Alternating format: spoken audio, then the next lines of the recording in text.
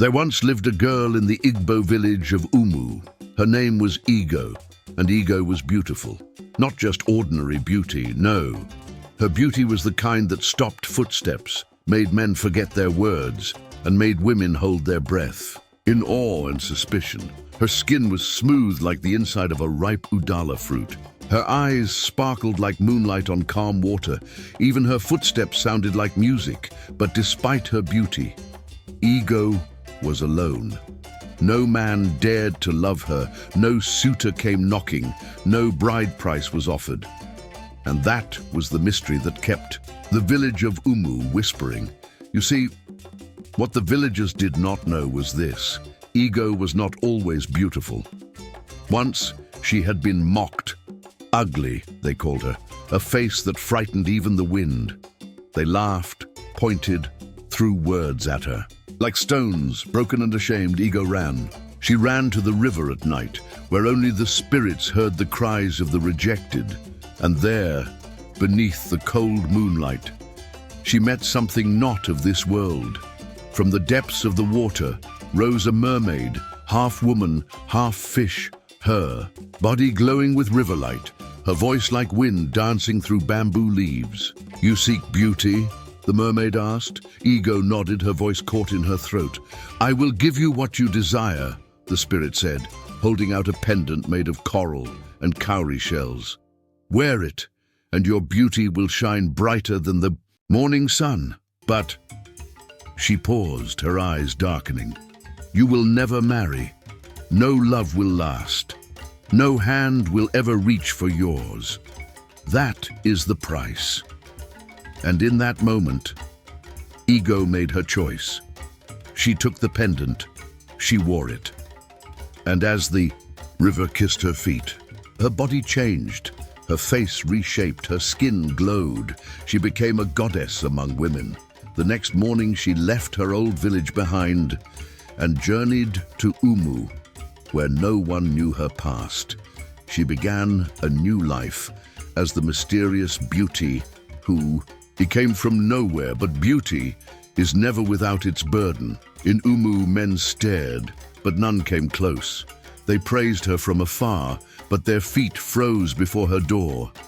They wanted her, yes, but something they could not name held them back. They said she was too fine, too perfect, too untouched by the world.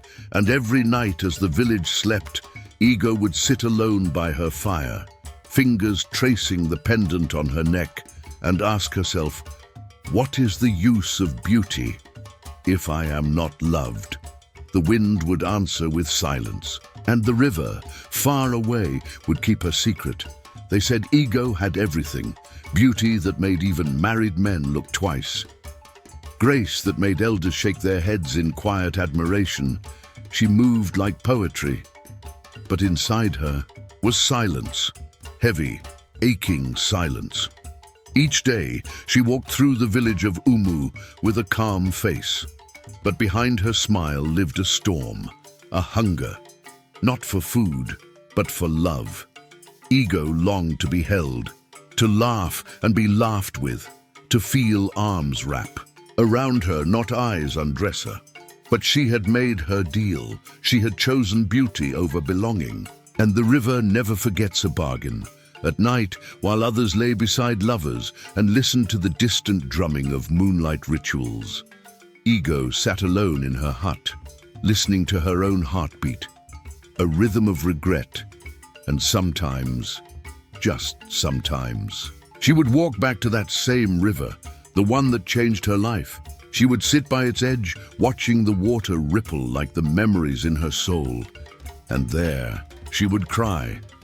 But one day, something changed. That day, the sky was gray with harmattan haze, and the air smelled of dry wood and distant rain.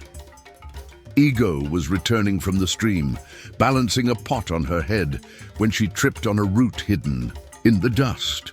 The pot wobbled, slipped, and just before it shattered, a hand caught it, steady, warm, human. She looked up and saw him. His name was Agu. He wasn't like the others. There was nothing flashy about him. No fine wrapper. No silver jewelry. Just a strong build, steady eyes, and a quiet smile that felt like morning light on cold skin. "You should be careful," he said gently. And just like that, something inside her stirred. He didn't ogle her. He didn't stare with hunger or fear. He spoke to her like a person. That night, Ego could not sleep. She kept remembering the way his eyes held hers, the kindness in his voice, the way he saw her. Not just her beauty, but her days past. She saw him again and again. He greeted her with respect, asked how her day was. Sometimes he helped her carry firewood or fetched water from the deeper part of the stream, and slowly, painfully, Ego fell in love. Truly, desperately. For the first time, she began to believe maybe the curse was wrong, maybe love could still find her, maybe Agu was different, but deep in her chest, the pendant grew heavy and the rivers and far away began to stir, because no one breaks a deal with the water spirits, not without a price. Sometimes life gives us second chances, but it rarely tells us what to do with them. If you enjoyed this story so far, please like and subscribe. Now let's get on with the story, shall we? Agu had arrived in Umu as a stranger, blending quietly into the rhythm of village life. He farmed, he helped the elders, he kept to himself. But one thing stirred his spirit more than anything else: her Ego, the beautiful one. The girl who moved like a blessing and looked like a dream. But Agu knew something no one else in Umu did. He had seen her before, not like this, but in another form. Back then, in their home village, Ego was not desired.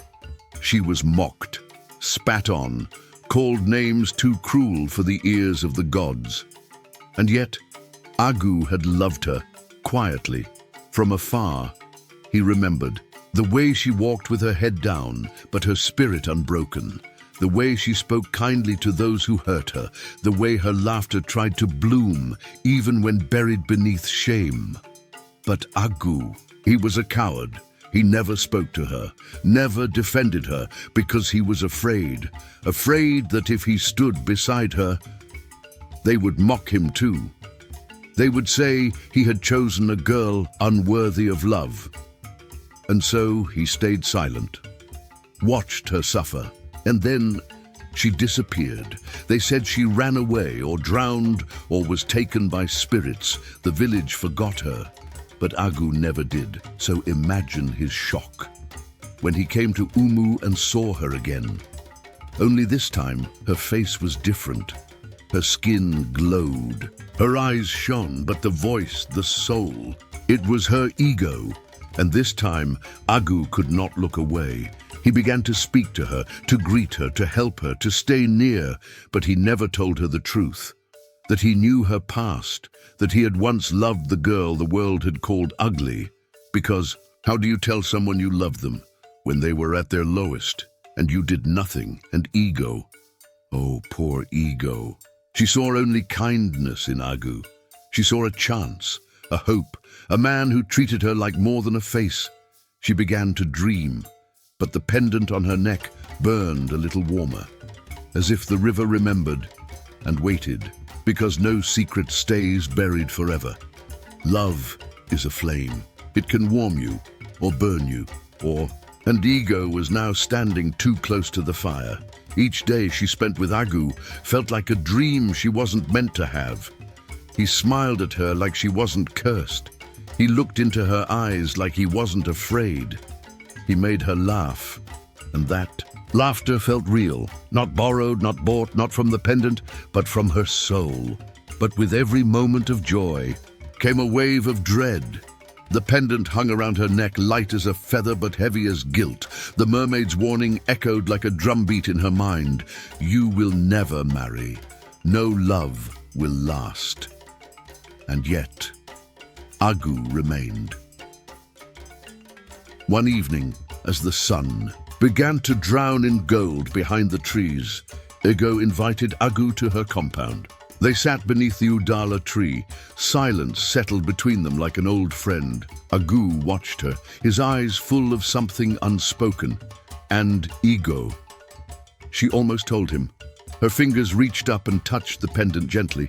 Her voice trembled as, she said, "Agu, there's something you should know about me." He turned to her, brows furrowed slightly, waiting. She opened her mouth. But then she saw it. In his eyes, that tiny flicker of hope, of love, of belief, and she couldn't do it. How could she shatter that light? How could she tell him that the beauty he saw, the face he adored, was not hers? That it came from a river spirit, bought with loneliness, so she smiled instead, soft, sad. "It's nothing," she said. "Forget it." Agu nodded slowly, sensing something, but not pressing further. But that night, Ego couldn't sleep. She stared at the ceiling of her hut, clutching the pendant to her chest, and in the quiet she whispered to the darkness, "If I tell him, will he still love me, or will he see the girl I used to be and run like the rest?" The darkness did not answer, but outside, far away, the river stirred. Like it too was listening and waiting. Sometimes, when silence becomes too loud, the heart begins to ask questions. Agu couldn't explain it, but ever since that evening under the Udala tree, something inside him refused to rest. Ego's smile had been wrong. Her eyes, distant. Her hand had touched the pendant like it was a wound, not an ornament. And though he had waited, hoping she'd speak, she never did. So one night, Agu followed her. The moon was high, wearing a cloak of clouds. The village of Umu slept in soft breath and snoring huts. But Ego, she moved like a whisper. She wrapped herself in a shawl and left her compound barefoot.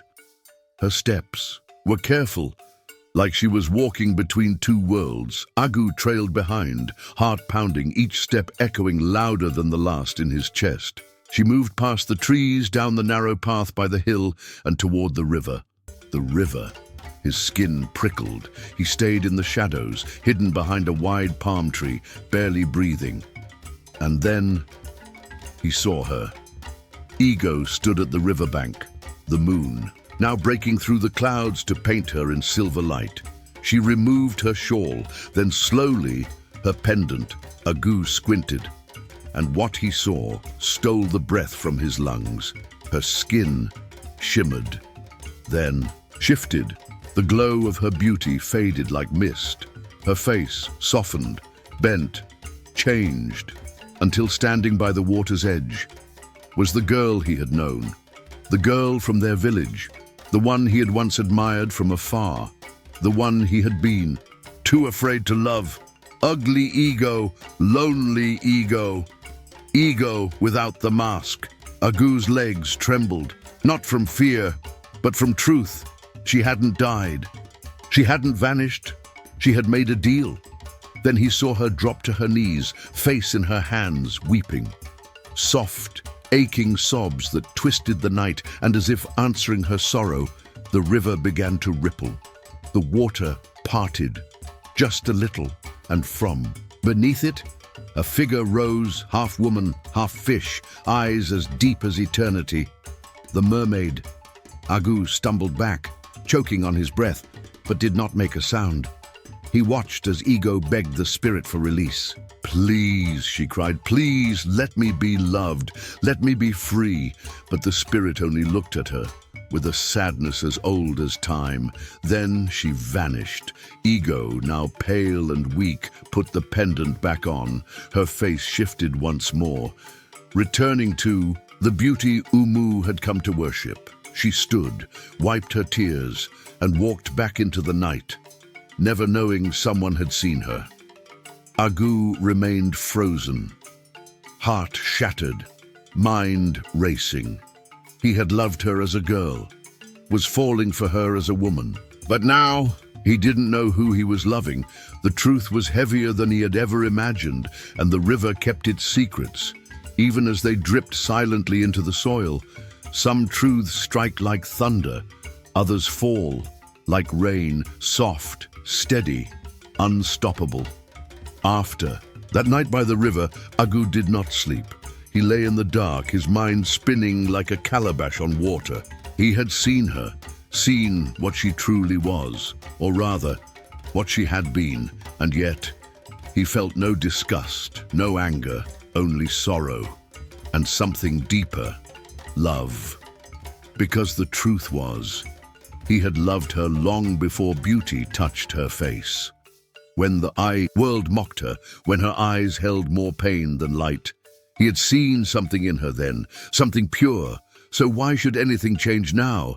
Yes, she had made a deal. Yes, she had hidden it. But who could blame her? She had only wanted what? Everyone else had a chance to be seen, to be loved, to be enough. And so, Agu made a choice. He would stay. He would wait. He would love her silently until her heart felt safe enough to speak. He began to act normal the next morning, perhaps even gentler. He brought her roasted yam and palm oil from the market. He walked her home in the evenings. He never mentioned the river, or the pendant, and ego. She noticed the way he looked at her, the way he spoke to her, the way his silence felt like shelter, not suspicion. Her heart began to soften. Guilt still gnawed at her. But for the first time, she felt less alone. Each night she stared at the pendant, wondering, if I take it off and tell him the truth, will he stay? She didn't know. But what she did know was that Agu's love felt different. It didn't chase beauty. It didn't fear the past. It simply remained. And sometimes that kind of love is the most dangerous of all, because it makes you believe that maybe, just maybe, you can be loved for who you truly are. The Festival of Masks came once a year in Umu, a time when the old and the young danced as one. Drums beat like thunder, fires burned high into the sky, and laughter spilled into the night like wine from a gourd. It was a celebration of stories, of spirits, ancestors, and truths hidden behind painted faces, and on that day, Ego shined brighter than the sun. Her wrapper was woven gold, her coral. Beads shimmered with each step. Children stared, men whispered, women watched with envy, but no one saw the weight in her eyes. No one knew the secret clinging to her chest, a small glowing pendant tied tightly around her neck. Agu walked beside her, silent, supportive, waiting. The village square grew louder. Dancers spun. Drummers struck harder. Masks leapt through the air. Ego felt free for a moment. She let herself laugh, truly laugh. For just 1 second, she believed she could belong, but fate has sharp fingers. As Ego danced, a boy in a playful mask ran past her, tugging at her beads. It was meant to be a joke, a game. But in that moment, his fingers caught the string of the pendant. Snap, the thread broke. The pendant flew from her neck and landed with a soft thud in the dirt. The world stopped. The drums silenced. The dancers froze. Ego gasped, clutched her chest, and before she could bend down to retrieve it, her beauty began to fade. It didn't happen all at once. It peeled away, like paint in the rain. Her glowing skin dulled. Her smooth face shifted. The sparkle in her eyes dimmed. And standing there in the center of Umu was not the girl they worshipped, but the one they had once mocked. The old ego. The forgotten ego. The real ego. Gasps filled the air. Whispers turned to shouts. Is that... What trick is this? She's cursed. A witch. Ego stood there, shaking, naked in truth. Crushed by shame, tears slid down her cheeks, but she made no move to run. And just when the crowd edged forward, hands itching to cast stones or judgment, Agu stepped forward. He walked slowly, steadily, then stood before her. And he said, not to the crowd, but to her, "This is the girl I saw long ago, the one I loved then, and still love now." The crowd fell silent. not because they understood, but because they had never seen such love. Given so freely to someone the world had once called ugly, Ego looked up at him, eyes wide, soul trembling, and for the first time in her life, she was truly seen. Agu bent gently, picked up the broken pendant from the dust. Then he turned back to Ego, lifted her into his arms as if she were made of light and not sorrow. The villagers watched in stunned silence, some with shame, some with awe. No one moved, no one dared to speak. As Agu carried her away from the square, away from the stairs and the whispers, and toward the quiet of her home. Behind them, the festival lights still flickered. But the music never returned that night, and the village of Umu would never forget the day beauty fell, and love rose in its place. In the weeks that followed the festival, whispers became winds, and winds in time died down. The village of Umu, once quick to judge, now watched Agu and Ego with quiet reverence, not because of her beauty, but because of something deeper, something rare, love that stood even when the mask was torn away. And so, when Agu asked Ego to marry him, no one protested. No one dared. Their wedding was not grand, but it was sacred. Ego wore a simple white wrapper. Coral beads that once weighed her down now rested gently on her neck. Agu held her hand like it was a promise. Drums played. Women danced. And for the first time in her life, Ego laughed without fear. The pendant, now wrapped in white cloth, was buried beneath a young udala tree behind their hut. Ego wanted no more spells, no more illusions, only truth, only love. And for a while, it seemed the gods had relented. But rivers never forget. 3 nights after the wedding, the wind changed. It howled through the village with a strange chill. The trees bent low as if bowing to something ancient. The river swelled, though the sky was clear. And then she came. Not with thunder, not with flames, but with silence. The mermaid rose from the water, her body cloaked in moonlight, her eyes glowing with fury. She walked on bare feet, though no water touched the ground. Past trees, past huts, to the home where Ego and Agu slept. Her voice cracked. The night like lightning. Ego! Ego sat up instantly, heart pounding. She knew that voice, had dreamed of it, feared it. She stepped outside slowly and saw the spirit waiting. You broke the vow, the mermaid hissed, her voice low and sharp. You wore beauty not meant to be kept. You married, you loved, you were loved. That was never the bargain. Agu stood behind Ego now, his arms around her. Take me, Ego whispered. Punish me, not him. But the mermaid's gaze cut deeper than swords.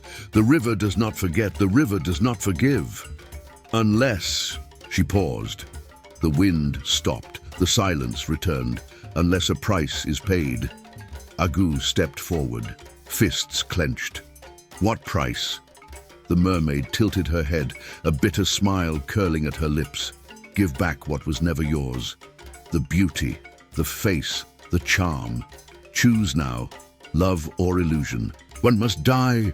The wind waited, the trees stood still, and the mermaid's eyes glowed like coals in the dark. Choose, she said again. One must die, love or illusion. Ego trembled, not from fear, but from the weight of it all, everything.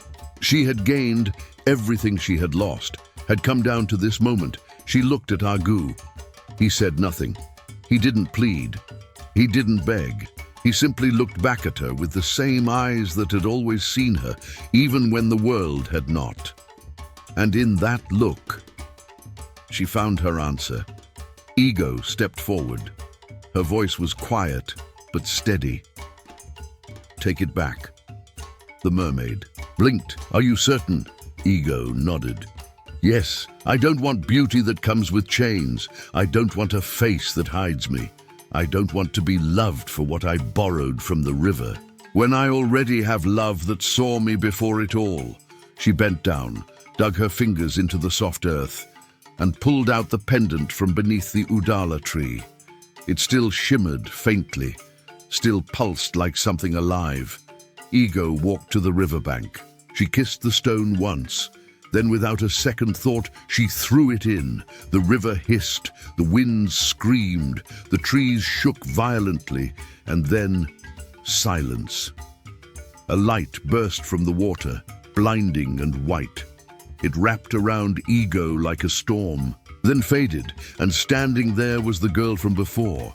The real Ego, the forgotten face, returned. But this time, she did not lower her head. She did not flinch. She stood tall, unashamed, free.